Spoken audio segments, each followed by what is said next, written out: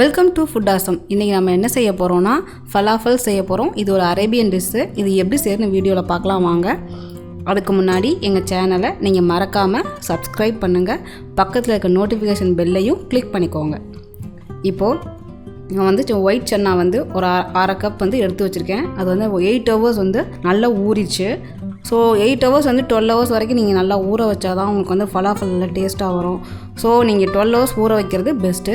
So இப்போ நான் நல்லா ஊறிச்சு 8 hours. நான் வந்து தண்ணி நல்லா ஃபில்ட்ரு பண்ணிவிட்டு நான் வந்து ஜாரில் போட்டிருக்கேன். அதுக்கப்புறமா 4 பூண்டு போட்டிருக்கேன். அதுக்கப்புறமா வெங்காயத்தில் பாதி அளவு நான் போட்டிருக்கேன், முழுசு போடலை. அதுக்கப்புறமா கொத்தமல்லி இலைகள் ஒரு கைப்பிடி போட்டிருக்கேன். அதுக்கப்புறம் மின்ட்டு வந்து ஒரு 1/2 கப் நான் சேர்த்துருக்கேன்.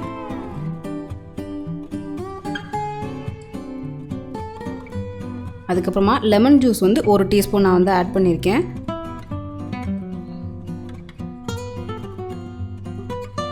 அதுக்கப்புறமா தனியாத்தூள் வந்து 1 டீஸ்பூன். அதுக்கப்புறமா பெப்பர் வந்து ஒரு 1/2 டீஸ்பூன் நம்ம வந்து ஆட் பண்ணிக்கலாம். நீங்கள் பெப்பர் கான்சாவும் போடலாம், இல்லாட்டி தூளாகவும் நீங்கள் ஆட் பண்ணிக்கலாம். அதுக்கப்புறமா வறுத்து ஜீரகப்பொடி ஒரு 1/4 டீஸ்பூன் நம்ம வந்து ஆட் பண்ணிக்கலாம். அதுக்கப்புறமா தனி மிளகாத்தூள் 1 டீஸ்பூன் நம்ம வந்து ஆட் பண்ணிக்கலாம். நீங்கள் குழந்தைங்களுக்கு கொடுக்குறதா இருந்தால் நீங்கள் 1/2 டீஸ்பூன் நீங்கள் போட்டுக்கோங்க. அதுக்கப்புறமா உப்பு தேவையான அளவு நம்ம ஆட் பண்ணிக்கலாம். இப்போது இது எல்லாத்தையும் நம்ம வந்து நல்லா வந்து கிரைண்டரில் போட்டு நல்லா நம்ம அரைக்க போகிறோம். உங்கள்கிட்ட இந்த கிரைண்டர் இல்லைன்னா நீங்கள் வந்து மிக்சியில் கூட நீங்கள் போட்டுக்கலாம். இப்போ நம்ம வந்து கொஞ்சம் கூட தண்ணி விடாமல் நம்ம வந்து அரைக்க போகிறோம். இது வந்து நம்ம வந்து வடைக்கு அரைக்கிற மாதிரி கிடையாது, தண்ணி விடாமல் நம்ம அரைக்கணும்.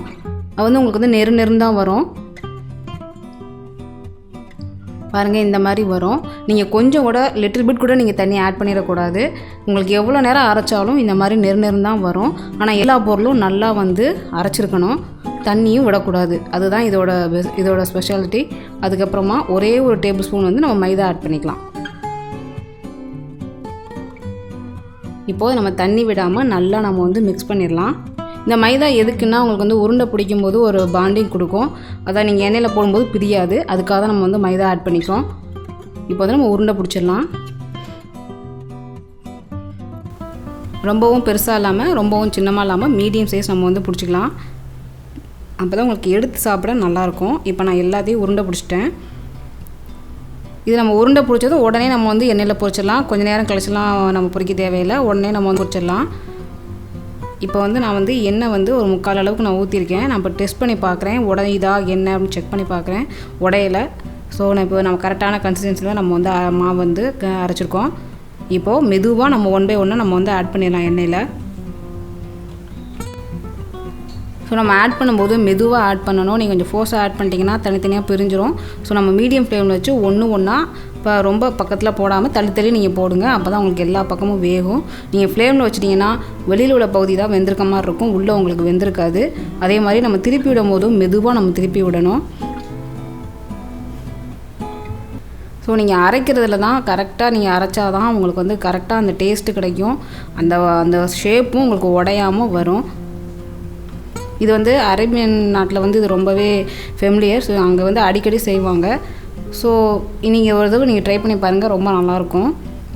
இதே மாதிரி நீங்கள் எல்லா பக்கமும் திருப்பி விடுங்க. அப்போ தான் எல்லா பக்கமும் நல்லா வந்து கிறிஸ்பாக இருக்கும்.